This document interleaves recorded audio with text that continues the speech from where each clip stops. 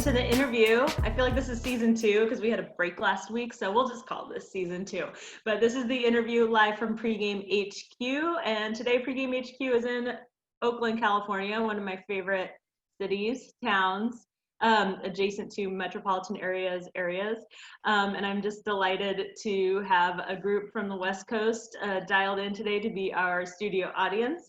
And even more delighted, and of course it's perfect timing, to be talking again to Jelani Memory. His company is called A Kid's Book About, and so it has incredible backstory. I can't wait to share it with you.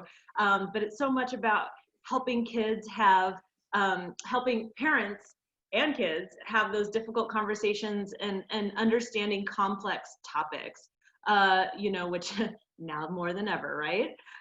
So welcome, won't you? We can do a little screen like, welcome, Jelani Memory. Well, hello, everyone. Here. Yeah, it's my pleasure. I noticed you got those moving boxes going, so I appreciate your time even more so if you're in the middle of a move. Yeah, no, literally we close on our house today. So I'm going to go sign papers probably after this interview. It is a good day. You are a great family guy, and I really appreciate that about you. Can you just recap for everyone how many kids you have in your household? Oh, this is starting to become a running joke. Yeah. I have 6 children. I have 4 stepchildren, 2 biological kids, and an incredible, wonderful wife, who maybe you can hear. She's in the shower and she's listening to a podcast. So I'm hearing like shh, and little bits of her crime podcast. Anyways, I didn't mean to put her out there like that. No, it's a full house, and to be quite honest, because I'm really good at being honest, this is the first time I'll ever buy a house, and incredibly excited about that. Also really excited for a place for my kids to have roots. As much turmoil as the pandemic has brought, it's had a huge effect on my kids and our family, and I'm excited to sort of create a home base for them where they can feel settled, I suppose. What's your COVID setup? How has your kind of work lifestyle changed in the last few months? My wife and I were actually just talking about that last night. Like, I'm literally, like, you see moving boxes right here. There's a printer. This is what would be like a small kitchen nook. So the fridge is like 5 feet to my right. And so, I'm sure there'll be buttering toast in a few minutes, but it's been tough. It's been tough to balance the home plus work plus company building, plus my wife runs a nonprofit and kids' school and now summer, and we've got a toddler. So that's its whole another big, thing. And it's been challenging, and yet I found in it an ability, or at least a realization of trying to find what's most important, and getting to be here all day and hang around my kids and have them watch me work.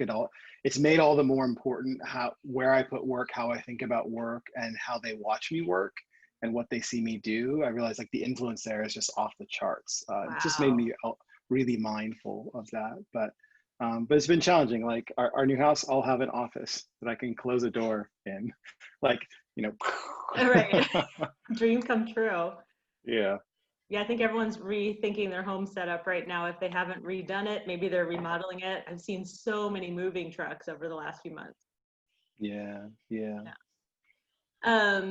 So, I'm curious if this experience parenting, what led you to start A Kid's Book About? It's such a departure from your first company. But let's just talk for people who aren't familiar with A Kid's Book About. What is it? Yeah, well, I'll with one caveat. I don't think it's a departure from my last company. Okay, all right. Everybody says that, and I don't see it, but I slightly understand it. So about 8 years ago, I started a company called Circle. We made a unique little device that helped families manage their online content and time. So pause the internet, set time limits, create a bedtime. It would work across any device in the network, no matter what kind. You wanted to pause a Nest thermostat, you totally could.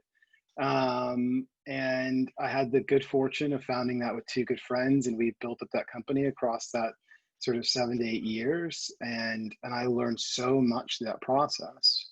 We raised $30 million for that business, which is, I think, a huge achievement, and also, something that maybe will go down as one of the biggest mistakes I've ever made. I don't know. It's still TBD. And we made about every mistake that you can make in building a company, truly, and still survived it as friends and built something that I think did a lot of good in the world. So in 2018, I was tired. I was burned out. I was ready for my next thing, quite candidly. And I had written this little kids book for my kids, a kids book about racism. And when I say I wrote it, like, I'm not a writer. I know how to use design programs. So I wrote some stuff down in a notebook. And then I got into InDesign, and I designed a thing. And then I printed one copy, and I was like, cool, this is a cool project for my kids. It'll help us keep talking about racism, which is an open conversation in our house always. And I'll have this little artifact left behind for at that time, my newborn son, Solomon. And my kids loved it. They thought it was cool, pat on the back, Dad, great job, cool book. But when I showed it to other adults, it was this remarkable response that they wanted a copy immediately. And I would hand it to people. This is it always struck me when this would happen. I would hand it to people, and they would read through it right in front of me. The book covered, it's a 64-page children's book.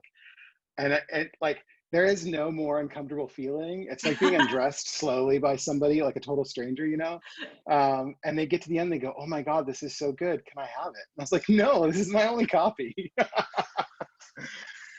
And then we start talking, and I'd watch them open up a part of their life that they hadn't before. Whether that was something, whether we'd start candidly talking about racism, which isn't just we're at a coffee shop, let's just talk about it, which may be more so now than ever, but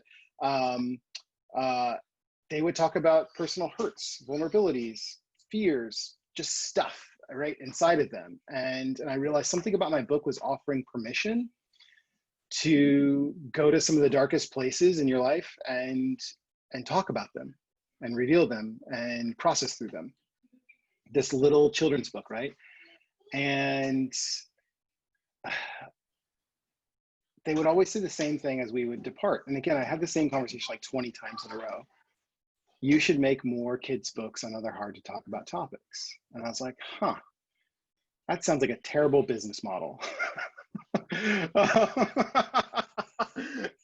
Until eventually I realized that it became this unique problem to solve. It became this sort of funny thing to go, yeah, it's a good idea, but the business model is terrible. And if you can solve the business model, there's something really magical here. There's something groundbreaking and revolutionary. I'm going on way too long, and I know there's noise in the background. At that time, I had also watched the Won't You Be My Neighbor, Fred Rogers documentary. And amazing. If anyone hasn't seen it, oh obviously. yeah, I mean, you're just crying the whole time, you're laughing, and it struck me, because Fred Rogers, I feel has always been a part of most of our lives, even if we're just aware of him. And I never really heard his story in full, and it struck me that what he was doing with his program was exactly what I intended for my kids with my book. And I thought, what if I constructed a business model? What if I built a collection of books that lived into the legacy that Fred Rogers left behind, to allow kids the dignity of having complicated lives and real fears and important thoughts and questions, and dove in with them, grown up and kid together, to tackle those things. So that was really the genesis of it. I just found myself obsessing. I'm at work, right? Supposed to be the chief product officer, and I'm just dreaming about this book company. And it just sort of took over. And eventually I had a candid conversation with the board and my CEO, and just said, hey, I'm ready for my next thing. I'm ready to go do this crazy kids book thing. And and I need your blessing, and also I need some money too. No, no, they were really gracious to put me on retainer to do creative projects for the next year and let me vest on my stock on schedule, which they did not have to do. And gave me my leave in March of 2019 to go chase the kids book thing. So fast forwarding. I didn't realize it was only last year that you really dove in. Yeah, it really is startup zone. It is startup zone. We are not even a year from launch. We launched in October of 2019. And we have, I keep mixing up the titles. I want to say 19, but now we have 21 because we released another book today. A kid's book about voting, and it is rad. Awesome. And who wrote, talk a little bit about the model of how these books come together, because we need to dive into the fact that you went from a purely tech company to a analog publishing company. That's why people perceive that. And we know the publishing industry is in trouble because of the internet, which is why everything's in trouble other than federal leadership. But the people perceive that those things are extremely different. Why don't you? And I know you attack this publishing problem with a very startup type of solution around process. Sure. So, you know, first one, then two. I don't, if I'm anything, I'm a creative storyteller. That is it. I lived that out in my career as a photographer, in my career as a founder and chief product officer, and I live that out today as the CEO of a publishing company. And what I mean by that is, you know, if I did anything at Circle, it was to tell a story about what families and kids needed in the home with technology.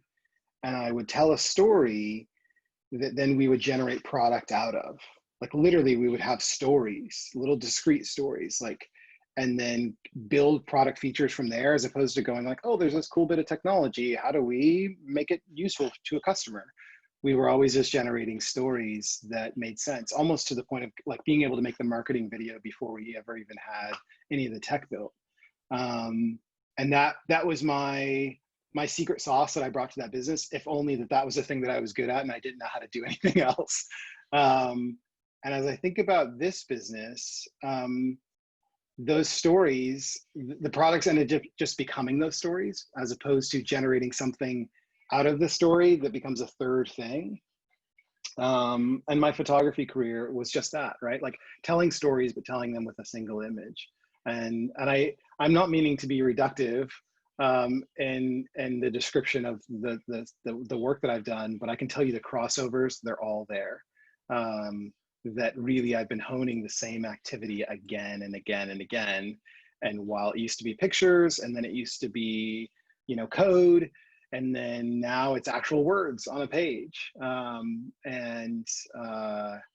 Anyway, so that's how I end up sort of syncing it all together, and having it make sense. But we are a publisher. And we are a really unique publisher in a lot of respects. So one of the first things that I did when I sat down to sort of construct a business model was come up with a few core theses or tenets. One of those is that publishing is broken. That's not a new idea. I'm not the first one to come up with it, but it's hundreds of years old and it's never changed. Authors don't like it, editors don't like it, publishers don't like it, consumers don't all the time like it. Sometimes they do. There's so many components to that I wanted to sort of dig in and go, what's broken here? And figure that out and figure out maybe not how to fix it, but how to just not do those things. So first things first was shoring up that relationship with the author. If you've ever talked to somebody who's published a book, it is exhausting. It's like describing running a marathon, and you can't wait till you're done and you never have to do it again. And that's unfortunate. I don't think it should have to be that way. I think it could be enjoyable and thrilling and take work, but also be really gratifying. And so we wanted that to be a really positive experience for the author. Additionally, only certain kinds of people get to write books. And we don't notice this as much as we notice the actors on screen in a television show or a movie, or who are candidate for such and such races, because authors are behind. They're literally in the back of the book on a little flap, if you ever see them at all. But very few people can look at a picture of John Grisham and say that's John Grisham, right? But we all know his name. We can only make assumptions about who he is. And it turns out in the children's book world, it is dominated by, guess what? Straight white men, right? Like, who knew? Really? And, the children's book? I did not know that, but yeah. Because there's a self-selecting criteria where it's almost always that you need to have published a book before to get to publish a children's book. Not only, you typically need to have published a children's book to get to do a children's book. And then it's also self-selecting from a content perspective. So most of those books, feature white children. And the next most prominent character down from white children are animals. And then you start to get to people of color. So like, I know this now that you're pointing it out, but it's just like, we'll get to this topic, but the last 6 weeks have really been about realizing like how the world has been gaslighting me and people like me for so many times. It's just like everything unraveling. Wow. And then, insult to injury, when those books get written about people of color, they are often written by white people. I am not kidding you. No way. And so it creates this, and of course, like, again, we're unaware because those things are in some way removed from us, right? Oh. And the average home with any kids in it has 104 kids books in it. 104. Most of those books do not represent anything close to underrepresented individuals, people of color, indigenous people, any gender representation. I mean, it's off the charts. So it's like, oh, that's an easy thing to fix, because turns out I'm a Black man running a publishing company and I get to choose whoever the hell I want to write a book. So I don't have to go by the normal criteria. I'm going to go find remarkable individuals who'd never get a book deal but have something to say.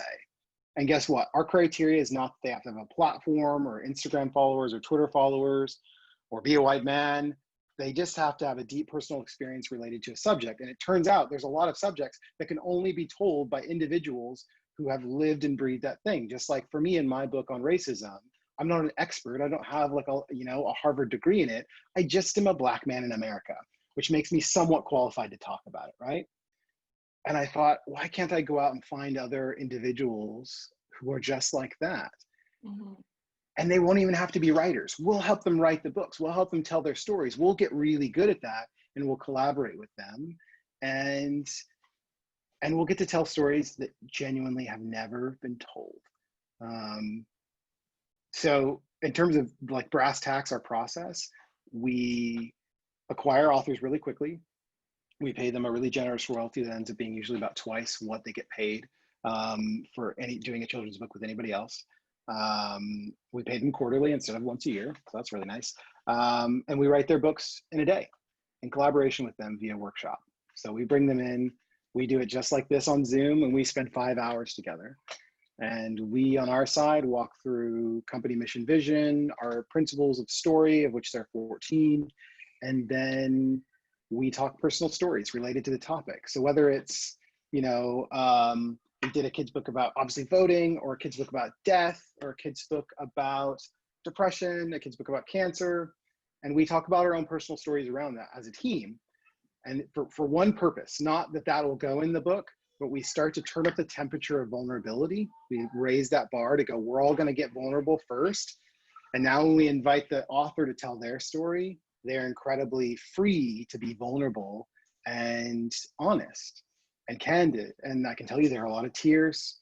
There are a lot of feelings on all of our parts. It's a little bit like, group therapy to make a book.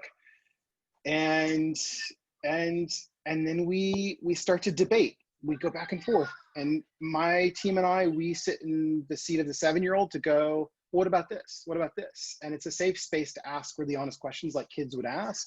And the author now, it feels like they're in a safe space to talk about those things freely and educate us, right? We don't have to be experts on our team. They just need to be an expert because of their life lived experience. And then out of those things are these aha moments to go, oh, I finally get it, right? And we start to write the book out of that spirit. And we spend, I'd say about 2.5 hours, a whole second half of the workshop, actually writing together. And it is just as remarkable as it sounds. There's no other thing in the world to describe it to other than, again, like group therapy meets improv comedy. Like it's just get the right people in the room and something incredible happens. And we always walk out of that session with a first draft manuscript. Again, there's nothing more gratifying or fulfilling than literally sitting down to write a book on a really important topic and doing it together. It never gets old. It just never gets old. Yeah, that really connects the dots as well of your career journey of photographer to tech founder to publishing CEO. I started out in the theater, and this collaborative process of creation is very familiar to me. And now I'm a business consultant, but the process is not dissimilar, right? And there's this wonderful quote by Warhol, I believe, that's like, good business is the best art, which I really believe. Like that iterative process of improving your business all the time and getting your hands dirty and like shaping the statue, so to speak, is like, to me, the really deeply fulfilling, rewarding part of building your own business, of entrepreneurship. Yeah. So can I talk really quick about the topics? Please do. Yeah. I haven't really talked about the topics at all.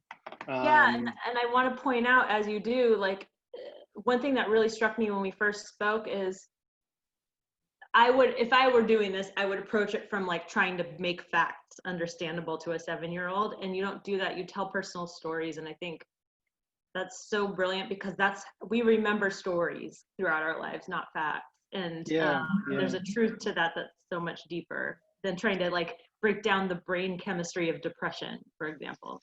Yeah, no, you get kids to check out really fast. And I would add one more thing onto that. And our books are uniquely and intentionally created in this way where that kid will go, oh, they're just like me. That moment of realization to go, I'm not alone, I'm seen, I'm known, I'm heard, is a powerful reality for kids. And I can tell you, for me, when I see media, and I still have that feeling where I go, they're just like me. They have my stories and my experiences, my thoughts, my feelings. And they look like me. They sound like me. That's powerful. And they're a whole group of kids that are ignored when it comes to kids' books. And I'm not just talking about, little Black kids, like my 2 bio kids, but, kids who've gone through divorce or kids with disabilities or kids with anxiety disorders, they don't get the same kind of kids books. They get those books that are just all about the facts, or a self-help book, or something they get when they're in trouble. And we wanted to create something special, something new, something that validated the sort of innermost part of each kid to feel seen and heard and known. And so we have this saying with our company, like, our book, any one of our books doesn't have to be for every kid. It has to be for some kid, that kid who needs it most. And we think about that kid as we're writing it to go, what are their thoughts and feelings? What are their fears? And how do we dive in deep with them to make them feel validated and seen? And so our books aren't fluffy and trying to cover every base. They're just not. They exclude a lot of kids whose experiences don't apply to them. And in that way, those kids who need it most, it's this magical experience. It is life-changing, and that's not hyperbole. It really is truly life-changing for some kids when they read these books. Yeah, I'm thinking about, when you use the Fred Rogers example, like, what were some of those things that shaped me? I don't think about this a lot because I don't have kids. So the only time I'm buying kids books is when I'm buying gifts for my nephews and nieces and baby showers. So I don't think about it often, but so many of my impressions of character and values were those little Miss and Mr. books, those little square books, which is kind of what reminds me of your model. And then, like, I learned where babies come from the book Where Did I Come From? You know, Yeah. not totally accurate maybe, but you know, it's like some parents can't have those conversations and they just hand you the book. Yeah. Yeah.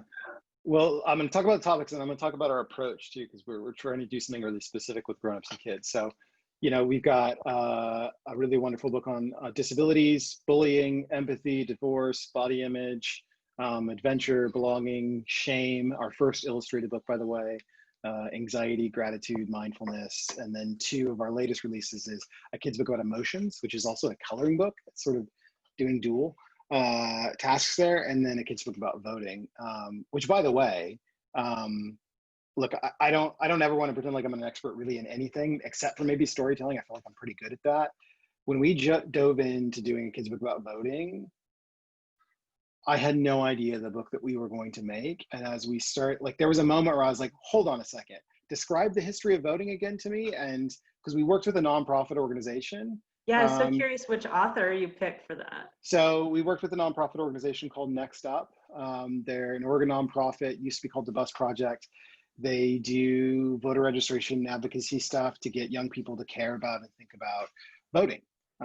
So nonpartisan and really incredible what they do. And, we had a handful of 19, 20, 21-year-olds who were board members of the organization participate in writing the book. And it was so cool. And they just were like dropping knowledge bombs on me, like stuff I had just no idea about. And so there was a moment where I was like, okay, like if we can do the same thing that's happening to me in this meeting, where we can trace a timeline of who got to vote and when, like I go, my mind's just blown thinking about it, but I go, if we can do that for kids and they can see how close to now it gets to when kind of everybody kind of got to vote, but even still it wasn't all the way. I said that will activate in them a sense of injustice and a desire to right an incredible wrong, right? And any average 5-year-old or 6-year-old or 7-year-old will be able to read the book and go, that's not fair, right? Really obviously not fair. And in a lot of ways, our book on voting attacks sexism, misogyny, colonialism, racism more directly than maybe any one of our other books do. It's really remarkable. And for me, again, I went into the process going, this is an important topic for kids to understand and learn about. And as we dove into it, I realized I'm learning about this thing and I want to make sure that kids have the same experience as they go through it. And so that they don't learn about it when they're 37 years old. You know what I'm saying? Like, that's too late. That's the wrong time to learn about it. It's okay if they learn about it when they're 6, 7, 8, 9. So the thing we're trying to foster by choosing these topics that are monolithic, huge, important, almost untouchable when it comes to talking about it with kids in a lot of ways. Parents will say, I'll tell you when you're older, you wouldn't understand, it's inappropriate, or they'll make up a lie, right? Something about storks and birds and bees, right? Like they just lie. What we want to do is create a conversation starter on a hard topic or important topic for a grown-up and kid to interact with together as a third thing. And we're mixing a few things together. So like just statistically, when parents and kids read together, it is considered a special bonding time. It just is. So no matter what the book says, if it's, duck, duck, goose, it's still a special bonding time. But we throw in this important conversation starter, and it being a third thing is really important. Because when it's a third thing, the kid doesn't feel lectured to or talked down to, or like, thanks, parent, like, I don't really want to talk about this anymore. Yeah, that awkward moment where your parents. Yeah. And they roll their eyes, right? So that third thing. And then if it's a conversation starter, now the kid's got questions, ideas, thoughts, and then typically the parent goes, oh, I had no idea you had already thought about this before. And kids often go, oh yeah, something happened in my class yesterday. And they're like, really? And the parent realizes it never would have come up if there wasn't this permission giver, which really the book is, it's a permission giver, just like my first book was with the adults that I was meeting with. It gives that permission to talk about a thing that's essentially untouchable. And once that door's open, it never closes again. And I think for parents, there's this gratifying feeling of going, I don't know what just happened, but now my kid is talking to me and I don't want it to stop. You know what I mean? And so we find them coming back to open up new doors with each of the books on different topics. I realize we're speaking so abstractly. Do you have a copy of one or several of the books around you that you Yeah, can sure, grab? sure. Because they're so beautifully done and they're very well branded, you know, from a business perspective too. Like isn't that amazing? And they're big. They're big books, right? Yeah, big 8 And by 10. Yeah. yeah. But see, Matte coated. You got to have them matte I coated. haven't seen that one Can't yet. do the glossy. Yeah, shame. It's a really I good mean, one. all the kids in my life got these for Christmas last year. Wow, I haven't seen that one yet.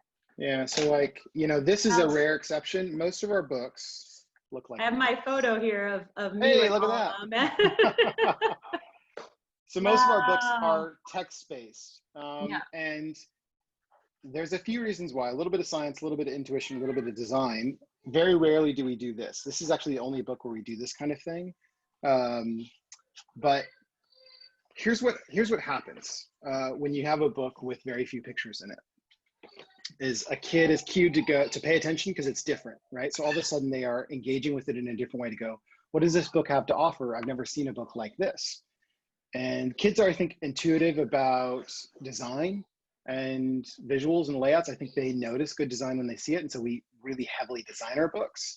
And then there's a way that we break up the information where there's this like page turning discovery as they go. Mm-hmm. And as we're communicating with them, all of a sudden we start offering them very straightforward language. And now they're even far more interested because they're going, oh, somebody's letting me in on a secret. They're going to tell me about something that every adult in my life has been avoiding. And it, again, it gets their excitement going. And we sort of crescendo at the end with this empowering message that sends them off to go like, keep talking about this, basically. And now they've tapped into their own story, the stories around them. They've had this invigorating sort of informational experience locked inside of a personal story. And what's great is they aren't left with the characters in the book, right? Like the moment you have a linear character go through the whole book as like a physical embodiment, right, as an illustration, and then they end up getting locked on that. Like that book is about Sam I Am and the Cat in the Hat. They're not extrapolating principles out of that book. Sorry, they're not, right? They're locked into it. And so we want them to get outside of it to be in their own life and to apply those things to their own life. And I can't tell you how many messages we get from parents who go, I thought my kid would be disinterested and now they can't stop talking about it and they want to read the book every night. That's gotta be so rewarding to you. It's so cool. It's so cool because look, the content is so important, but I'm pleased that we have created a vehicle where it can reach kids, right? So it's not something that they're rolling their eyes at or going, oh, not another one of these books. We heard about a 4-year-old who refers to them as the word books, just the word books. I love that. And so we'll keep doing that. We'll keep playing with the model and teasing with it, but it's this idea of going, kids are smart. And if you respect them a little bit, it'll go a long way. And so our books are meant to respect, to go, hey, you don't need all the fancy pictures. Like you can deal with stories and words and ideas. And that's how we construct the books, which means anytime we bring in an author, we're telling them we make books in a certain way. We're not going to try and tell your story for you. You're still going to be embodied in it, but it means that it's going to have a certain flavor to it. There's a consistency to our books and how we talk to kids. And it's been really thrilling, even for folks who are actual writers, like folks who have written lots of books coming in and doing that process, that they're game for it, because when are you ever going to get a chance to write a book in a day, right? It's like, it just never happens. And so it's this really, really, really, really cool experience, which, by the way, we just brought on an editor, which I'm so thankful for, because anytime I have to spell check anything, it is a nightmare. Like it's bad news. So she's come on to really sort of beef up what we're doing from a manuscript development point. So I want to shout out a comment here from a former teacher in our Zoom audience here. She's saying that kids are ready for so much more than we give them credit for. starting these conversations early is key. And also, you know, that the way that you've laid the books out makes the reader a character in the books. Yeah. Yeah, they're a participant for sure.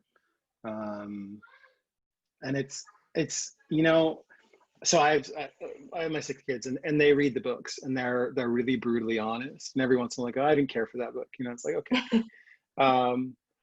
But very often, like, adults will read our books and they'll go, I had no idea. Like, they'll point out something that they didn't know. Kids never do this. They never say that. What they typically do is they will take something and they will find an example in their life, and they will go, that's just like this. And it's, I don't know how else to put it other than to go, like, credit. Kids deserve so much more credit. Yeah.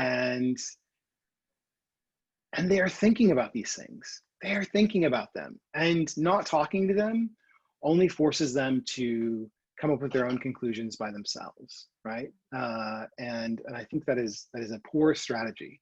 On the other side of it, I do think that fear is real as a parent. You know, you're afraid of screwing up your kid. You're afraid of saying the wrong thing. You're afraid of ruining them for literally the rest of their life, right? So, like, no pressure. And to a kid, it's none of those things. It's, I'm going to learn about something new, you know? And our books are made to bridge that gap, to create this bridge so that parents feel a little less afraid. And after they read the book, now they've got a shared language where it's almost like this little safe sandbox to go, I'm just going to talk about the words and the language used inside the book to help my kid grapple more with this topic. And it's not going to be that weird, awkward conversation that's sort of, you know, just like where kids are rolling their eyes and things are being brought up out of the blue, and, you know, and then the parents like, when can we stop this conversation? This is so weird and awkward. So. We want to avoid that. Well, to take a swerve here, Sure. This is pregame, so I promised we'd talk about business models a bit. So for the business model of this, I know you do have investment. Are you going to seek investment again? What is that kind of return that our investors are looking for from a publishing company? Because, you know, we always hear that 10x thing. Is that a model that applies here? Or, you know, is it more, tell me just a little bit about the fundraising aspect. Yeah, can I go a little more instructive here? Is that yes, okay? Yes, please do. Yeah. Because I can just talk about the stuff I did, but I also think there's a lot of extrapolated principles. Teachable moments. Because this is your second time raising money. You raised $30 million for Circle. Yeah. And you hustled for that. I mean, you what, you flew to Atlanta for a day for a meeting? That was actually that was our first million, and I can tell you that was again, I just come back to like, pitching is all it is storytelling. That is all it is. And at that point, I had our pitch down to 7 minutes where I could give it. And it answered every question that any investor would ever have about the business. Like, to the certain point where it was like I was mind reading them. Like, the moment we finished a slide, like literally the next slide would like have their question at the top. And I would talk about like, that's how tight we got it, because we had done so much pitching. I mean, like, by that point, that was 2015.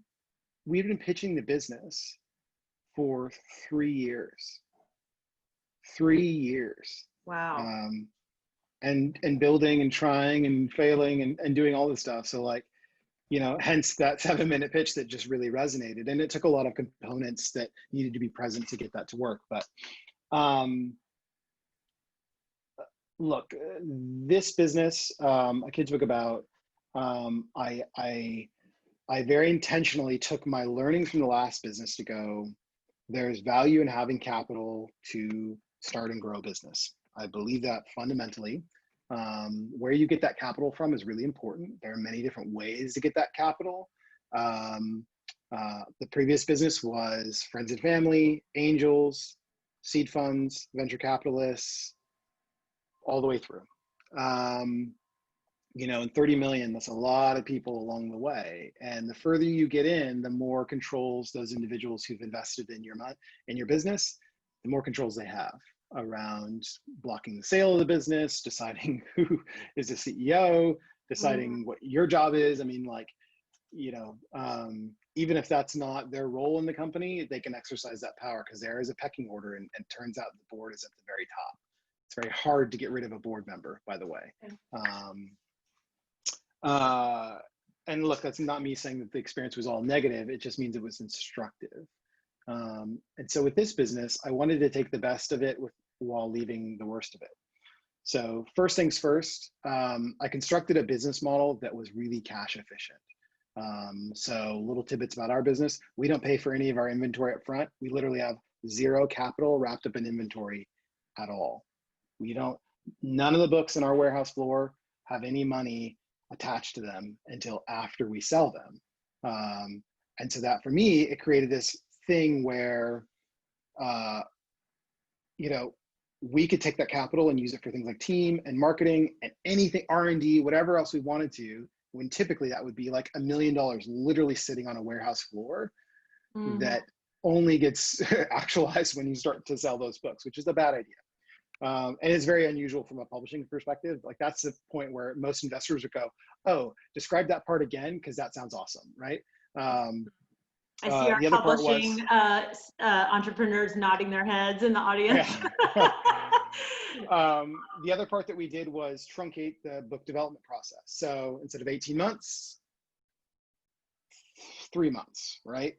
From contract to ship, right? Really a lot tighter. And then when you're talking about from contract to pre-order, like that can be anywhere from 30 days to 45 days if we wanted to. In the case of our COVID-19 book, that was 4 days. So we have a lot of flexibility, and we can do a lot of different things.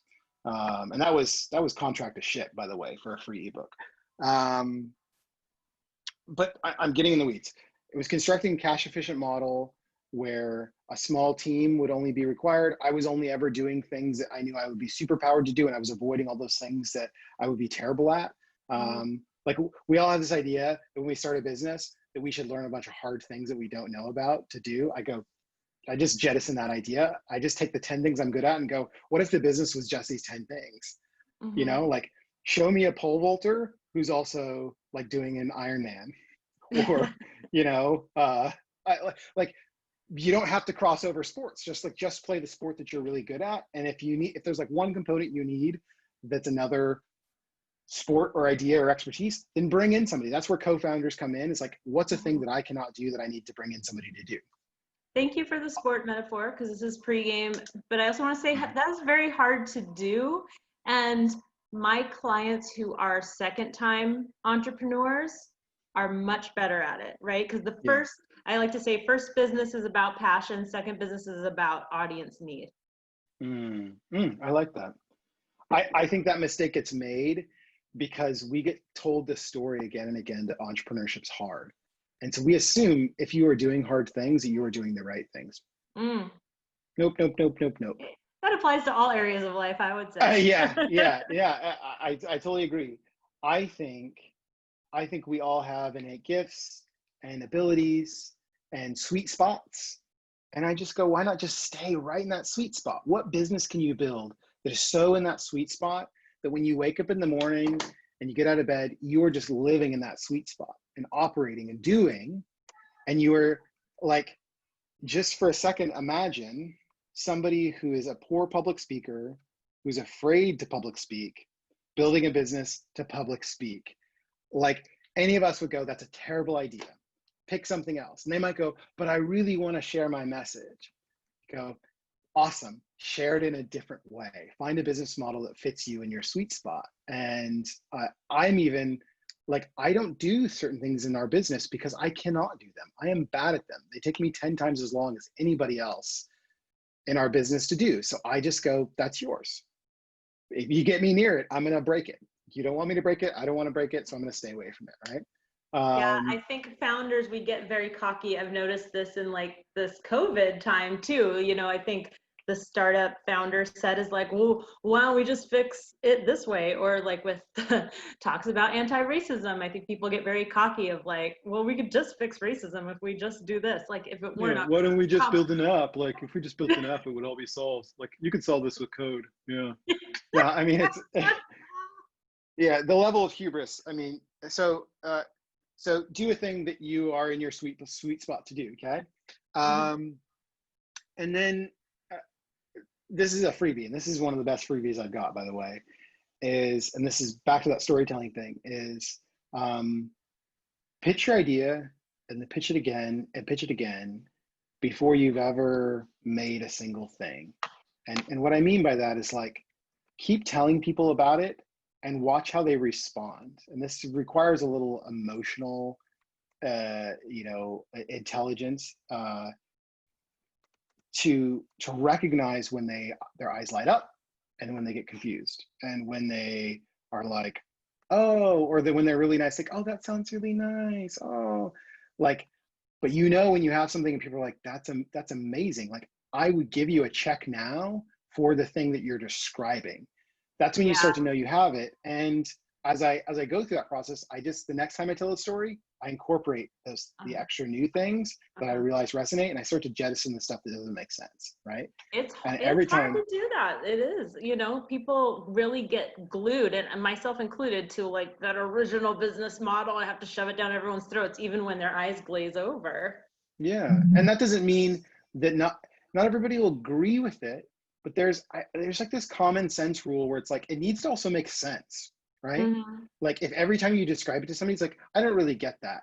Your business plan does not make sense. Your product doesn't make sense. Like what marketing can you do for a thing that even when you describe it to your closest friends doesn't make sense? Like that's not going to work, right? So getting that talk track to a point where you have somebody just doing this the whole time you're talking, going, oh, wow. And then you have them filling in your future sentences on their own because you've laid the groundworks and the tracks for them to go, oh, like for us, people just go, oh, you should totally do a kid's book about, right? Just like fill in the blank. Alzheimer's, right? Dementia, the Olympics, like people, and then people do interesting things like, have you guys thought about doing a podcast, right? And it's like, yes, like a year ago. And I don't even need to bring that up because the tracks are laid, right? It makes so much sense that people end up going there on their own. And that's when you've built something that makes sense, that connects, that resonates. I will say, there are people who go, no, books on hard topics for kids, I don't think that'll work. I don't think that makes sense. And that's fine. That's fine. So not everybody's going to agree with your idea, or it's not going to make sense to everybody, but keep telling people about it until you see people's eyes light up. Like that's the best way that I can put it. And you'll know when it happens, you'll know when it clicks, and you'll watch them want to follow up with you and go, hey, did you do that thing? Did you build that thing? Did you make that thing? So then the next step of the advice is make a thing, right? Make a version of it. One of the first things I did once I knew I was going to build a business out of it is I did this. This is like still a practice for our business today. This is our emotions book. Guess what's inside? Absolutely nothing. This is like totally blank, okay? We have a manuscript in place. I want my money back. Wait, what? There's no words? No, well, the real one will, but one of the first things we did is I made a deck that showcased like 15 books I didn't have authors for. I literally just like wrote in names. I just designed 15 covers to prove out this could exist as a collection of all these disparate books that all contain the same brand. And then, right, I made a slide deck, right? And that was one slide. Show it to people and they go, oh, wow, that's really cool. When's that book coming out?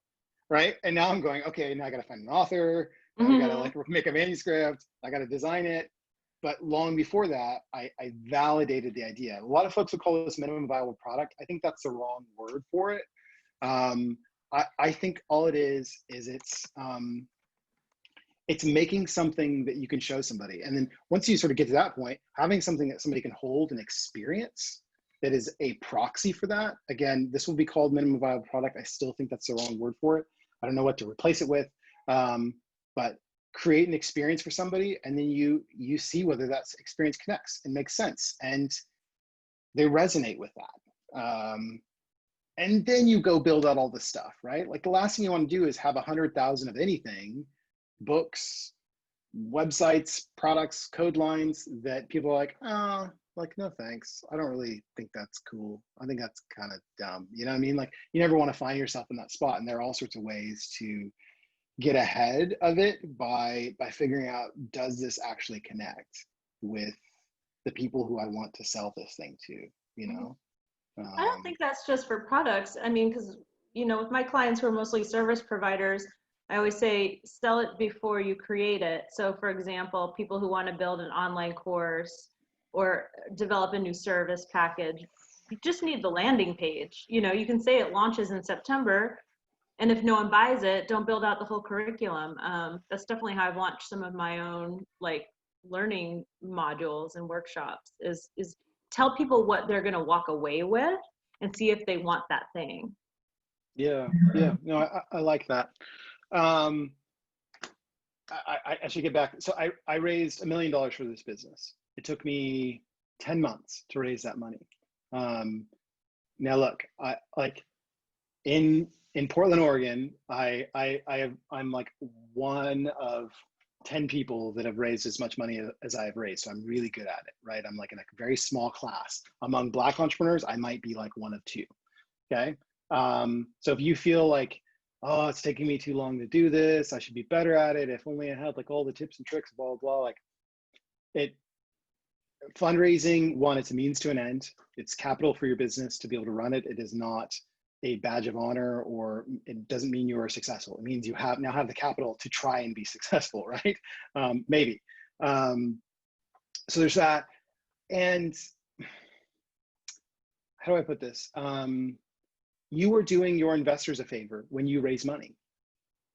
When they give you money, you are doing them a favor, not the other way around. Mm-hmm. You have to have that attitude. Yes. You have to have that, and not like, which meant this time around fundraising, I did exactly the opposite of what you're supposed to do. You're supposed to like block out 4 weeks. You do all the meetings, you stack it all up, like focus on fundraising and like pitch, and like get those commitments and create FOMO and then like close around and like crush it, right? I have heard that process, yes. Yeah. I was like, no, I'm going to take meetings as they come. I'm going to talk with people. I'm not even going to hard pitch them. I'm just going to tell them about what I'm doing. And if they want to commit, cool. If they don't want to, cool. But I'm also going to select who I want to take those meetings with. Yeah. So nobody who's out of sector, meaning if they do B2B SaaS, they're not for me. They have to have a huge passion for what we're up to. So I might not even tell them that I'm raising. I need them to go, I love what you're up to. Are you raising? Then we start talking about the raising part. Yeah. And then I was really self-selective in terms of who got on my cap table. And that meant I wanted more women and I wanted more Black and brown individuals. For my last company, handful of women, $30 million raised, handful of women, no Black and brown individuals, 0. And that's over, it's like, I don't even know how many investors that was. It was a lot of investors, 0. So I was just like, no, that's wrong. Because here's what'll happen. If I'm successful at doing this and I return, you know, we have a $200 million exit, all the same people who already had all the money, I'll get the money again. And I'm the one person who's like, oh, now I'm super rich, great. And maybe I'll do some cool stuff. But I was like, no, like I want to invite individuals who typically don't get invited into this thing, these kinds of things. And there's a number of reasons why, like, you know, historically, like 7 years ago, you couldn't invest in a company like mine if you didn't have a net worth of either over like $1 billion. Yeah. So I wanted to bring in unaccredited investors, which basically means like, I don't know if anybody's worth $1 million on this call. I'm not. So all of us, right? Like anybody who had 2K, 5K, 10K to give as a huge bet on me as an entrepreneur to maybe return their capital, right? But they also wanted my books to exist in the world. And then I really tried to seek out funds to invest in more partners that had people of color. And so I just was really patient about it. I was really, really, really patient about it. And then, you know, that's just like fundraise, like things that I wanted. Of course, investors were like, well, how are you going to return my money? And really, kids books, this is crazy. It's not going to work. Reason. So I still had to overcome all that stuff even as I sort of winnowed my pool of who I was going to go after. But I knew I had a few aces up my sleeve. I was a second-time entrepreneur. I'd raised a bunch of money, which is always a good thing for investors, that you'd have already spent other people's money, no matter what happened to it, which is weird. And there's this interesting shift. So there was a moment where two things happened at once. So 9 months of fundraising, we had raised $600,000, okay? Just like small check, small check, small check, every once in a while, small check. And then at the end of May, our revenue just went, like if you look at the chart, it looks like it's just going straight up. Like it's not even exponential, it's just like straight up. May of 2019, right? May of 2019. And no, sorry, May of 2020. We weren't even available. So like a couple months ago. So that happened. And then all of a sudden it became like in vogue to go like, we should fund Black entrepreneurs, which is, I know. Look, you get it, right? It's like, well, I've always been here, still building the same exact business, by the way. Like I'll take it, but no, yeah, totally. Hear ya. And I, at that point, I just sent a handful of screenshots to a handful of individuals that I wanted on my cap table of what our revenue spike was. And it was like, when can we hop on the phone? Just like carve out like 50,000 for me. I'm just committing to that before we even chat.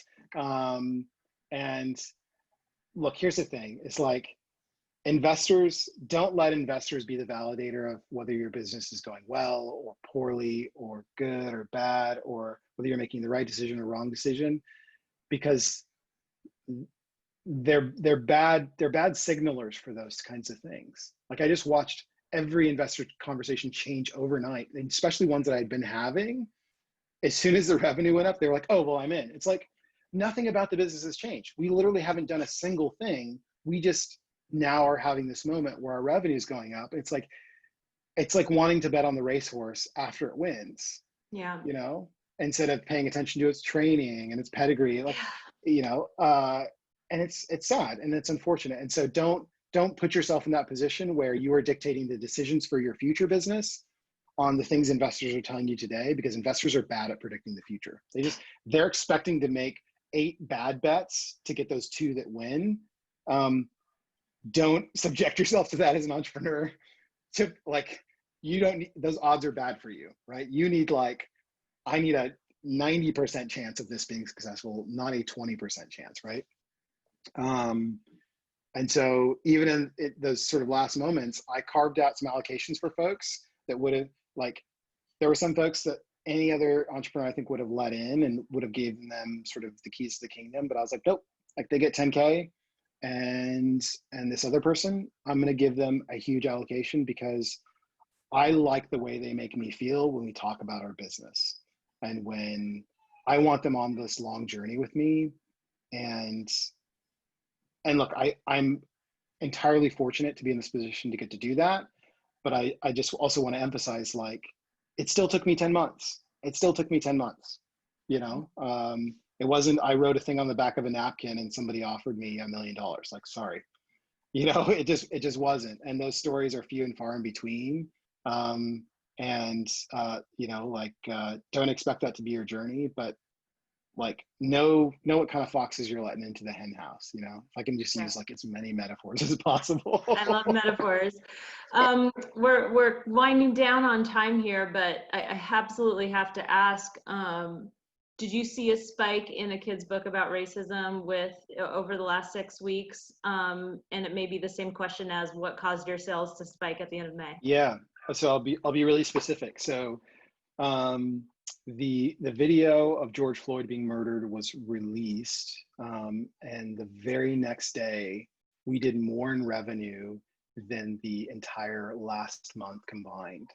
And Wow. then the next day we did twice as much, and then the next day we did twice as much as that, and then the next day we did twice as, like, the numbers started to go up so fast that we were sort of scrambling because we were going to run out of books.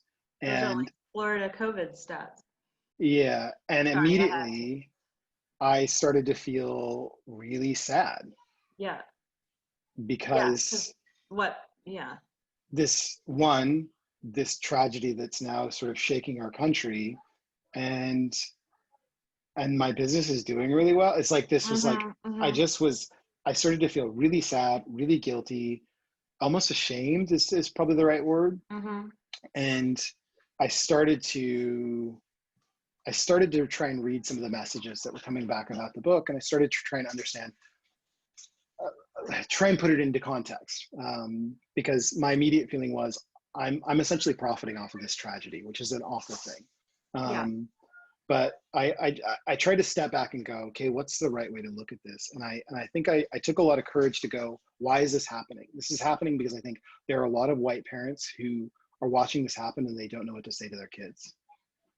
I would say you're profiting off the tragedy because you had already written that book. If you wrote a kid's book about the George Floyd video that day and put it on sale the next day, that would be distasteful. But I totally agree. I think for me, it was just, it was hard to separate the two. You know what I mean? It was hard to separate the grief and those things. But then I started to get excited because I realized that there was an opportunity for us to do something that very few businesses had an opportunity to do, which was to meet this massive need. I noticed somebody put in, like, filling a critical need, like meet this massive need in a way that maybe other publishers aren't. And that, I don't know. Then I felt proud about the book that I created and the books that, because also all of our other books sold out in the next like 5 days after my book sold out, which then told me parents are coming and they're looking for my book and they're finding all these other wonderful books and trying to start these important conversations.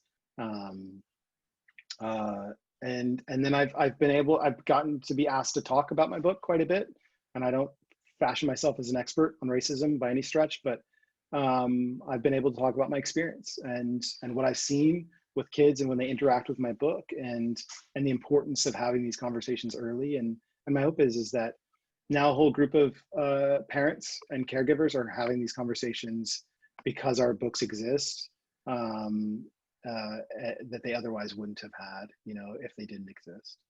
Yeah. Last question for you. You're such a wealth of knowledge and experience. You are, but who do you go to when you get stuck? Who are your mentors? Oh, that's easy. Good friend of mine. He's actually one of our authors, a guy named Kevin Carroll. I call him, he's my coach. He's always been, ever since my freshman year in high school, my prototype for who I wanted to be when I grew up. Like, he's creative, he's charismatic, he's, smart, he's thoughtful, he's a good dad, and has always done a variety of things with his career. He played professional soccer. He was the first Black trainer in the NBA. He was in the Navy. He knows 7 Eastern European languages. I mean, just like the list goes on, like all these things that don't connect. And it became, again, my prototype to go, I don't have to follow these train tracks of a career. I can jump from photo to tech to publishing and justify it, if only that I had one person who went before me and showed me the way of how to sort of live that out. So Kevin he's instrumental in my development as a leader, as a boss, as an entrepreneur, as a person. And I reach out to him, and he literally coaches me. This is the best way to put it. That's awesome. Thank you so much for your time. Good luck with your move. And where can people go to buy those books? Kidsbookabout.com. That's the place to find them. And we're releasing new books all the time. We've got, I think, about 13 or so more books coming out this year alone. So awesome. We will watch and spread the word as well. Thank you so much for your time and for all of your knowledge. Thank you. This is fun. I spit it cold like lyrically I'm a problem. That's when the show starts. I get it, live it, I did it. So who